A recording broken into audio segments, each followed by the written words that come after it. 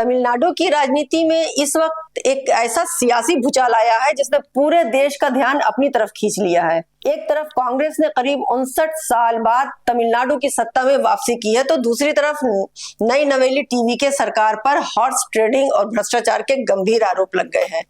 यानी सत्ता के गलियारों में दोस्ती भी है, समर्थन भी है, लेकिन साथ ही साथ शक, आरोप और सियासी संघर्ष भी तेज हो चुका है। नमस्कार, मैं नाहिद, आप देख रहे हैं एक संदेश। अगर आज का ये टॉपिक आपको पसंद आए तो प्लीज इसे सब्सक्राइब करके कम से कम एक लाइक और शेयर जरूर करें। दरअसल कांग्रेस महासचिव के.सी. वेणुगोपाल ने ऐलान किया कि कांग्रेस अब तमिलनाडु सरकार का हिस्सा बनने जा रही है। कांग्रेस के विधायक राजेश कुमार और पी विश्वनाथन गुरुवार को मंत्री पद की शपथ लेंगे। ये सिर्फ 2 मंत्रियों की एंट्री नहीं है, बल्कि तमिलनाडु की राजनीति में एक ऐतिहासिक मोड़ माना जा रहा है, क्योंकि करीब 59 साल बाद कांग्रेस सीधे तमिलनाडु सरकार का हिस्सा बनने जा रही है। लेकिन सवाल यह है कि आखिर कांग्रेस ने टीवी के सरकार का साथ क्यों दिया। इसके पीछे सबसे बड़ी वजह है कि तमिलनाडु की बदली हुई राजनीतिक तस्वीर लंबे समय तक राज्य की राजनीतिक डीएमके और एआईएडीएमके के इर्द गिर्द घूमती रही है। लेकिन इस बार अभिनेता से नेता बने सी जोसेफ विजय यानी विजय ने टीवीके के जरिए खुद को एक नए विकल्प के तौर पर पेश कर दिया। चुनाव में विजय ने भ्रष्टाचार, बेरोजगारी और प्रशासनिक विफलताओं का बड़ा मुद्दा बनाया। जनता के बीच उनकी लोकप्रियता का असर भी दिखा और टीवीके की सत्ता तक पहुंच गई। लेकिन सरकार बनते ही विजय की मुश्किलें भी शुरू हो गईं। सबसे पहले आरोप लगा कि सरकार बनाने के लिए दूसरे दलों के विधायकों का समर्थन हासिल करने में हॉर्स ट्रेडिंग हुई है। अब इसी मामले को लेकर सुप्रीम कोर्ट में याचिका दायर की गई है। मैदुरे के रहने वाले के रमेश ने अदालत में आरोप लगाया कि टीवीके ने चुनाव के बाद दूसरे विधायकों को लेकर अपने पक्ष में करने के लिए राजनीतिक सौदेबाजी की। याचिका में मांग की गई कि पूरे मामले की सीबीआई जांच कराई जाए और जांच पूरी होने तक तमिलनाडु में राष्ट्रपति शासन लगाया जाए।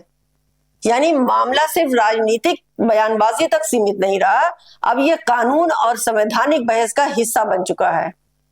अगर सुप्रीम कोर्ट इस मामले में सख्ती दिखाता है तो विजय सरकार के लिए मुश्किलें और बढ़ सकती हैं।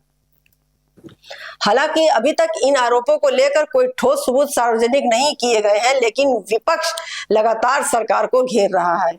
और इसी बीच एक और नया विवाद सामने आ गया, जिसने सरकार के छवि को और झटका दे दिया। कांचीपुरम जिले में 30,000 लीटर क्षमता वाली पानी की टंकी बनाने के लिए 16,83,000 रुपए का टेंडर जारी हुआ। आरोप है कि सुबह टेंडर निकाला गया और सिर्फ 6 घंटे बाद आवेदन की प्रक्रिया बंद कर दी गई। विपक्ष ने आरोप लगाया कि एक खास ठेकेदार को फायदा पहुंचाने के लिए जानबूझकर इतना कम समय दिया गया। डीएमके नेताओं ने इसे ठेका राजनीति और भ्रष्टाचार की शुरुआत बताया। सोशल मीडिया पर मामला वायरल हुआ, सरकार पर सवाल उठे और आखिरकार विजय सरकार को टेंडर रद्द करना पड़ा। इतना ही नहीं, एक एग्जीक्यूटिव इंजीनियर को सस्पेंड भी कर दिया गया। लेकिन विपक्ष कह रहा है कि यह सिर्फ छोटी कार्रवाई है। असली सवाल यह है कि आखिर सरकार बनाने के कुछ ही दिनों में ऐसे फैसले क्यों लिए गए। अब यहाँ सबसे दिलचस्प जो बात है वो ये है कि विजय सरकार खुद भी पूरी तरह स्थिर नहीं दिख रही है।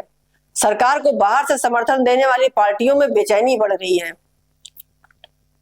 कम्युनिस्ट पार्टी ऑफ इंडिया यानी सीपीआई ने चेतावनी दी है कि अगर एआईएडीएमके के बागी विधायकों को मंत्री बनाया गया तो पार्टी अपना समर्थन वापस लेने पर विचार कर सकती है। दरअसल एआईएडीएमके के अंदर भी बड़ा बंटवारा देखने को मिला। कुछ विधायकों ने विजय सरकार का समर्थन किया, जबकि दूसरा गुट विरोध में खड़ा हो गया। अब चर्चा यह है कि सरकार बनाने के लिए इन बागी विधायकों को मंत्री पद दिया जा सकता है, और यही वो मुद्दा है जिसने हॉर्स ट्रेडिंग के आरोप को और हवा दे दी है। विपक्ष का दावा है कि सत्ता बचाने के लिए राजनीतिक डील की जा रही है, वहीं दूसरी तरफ डीएमके पूरी तरह रणनीति के साथ हालात पर नजर बनाए हुए हैं।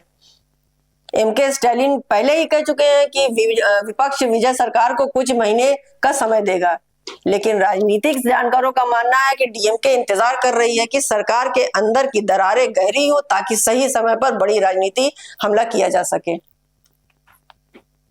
अब सबसे बड़ा सवाल यह है कि आगे क्या होगा।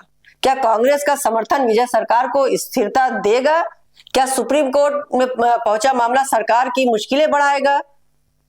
क्या सहयोगी दलों की नाराजगी सरकार गिरा सकती है, या फिर विजय इन सभी संकटों से निकलकर खुद को तमिलनाडु की राजनीति का नया मजबूत चेहरा साबित कर पाएंगे? क्योंकि अभी सिर्फ शुरुआत हुई है, लेकिन जिस तरह से आरोप, विवाद, अंदरूनी खींचातानी और कानूनी लड़ाई एक साथ सामने आ रही है, उससे साफ है कि तमिलनाडु की राजनीति आने वाले महीनों में और भी ज्यादा गर्म होने वाली है। और अब पूरे देश की नजर इस बात पर टिकी है कि फिल्म के सुपरस्टार विजय क्या राजनीति के भी सुपरस्टार बन पाएंगे, या फिर सत्ता की ये पहली परीक्षा उनकी सबसे बड़ी चुनौती साबित होगी। हम भी देखेंगे, आपको भी दिखाएंगे। तब तक आप देखते रहिए एक संदेश। अगर आपको आज का ये टॉपिक पसंद आए तो प्लीज इसे कम से कम एक शेयर जरूर करिएगा और अपनी ओपिनियन जरूर कमेंट बॉक्स में जाकर लिखिएगा, जिससे हम लोगों को थोड़ा सा मोटिवेशन मिलेगा। आज के लिए बस इतना ही। देखते रहिए एक संदेश। नमस्कार, जय हिंद।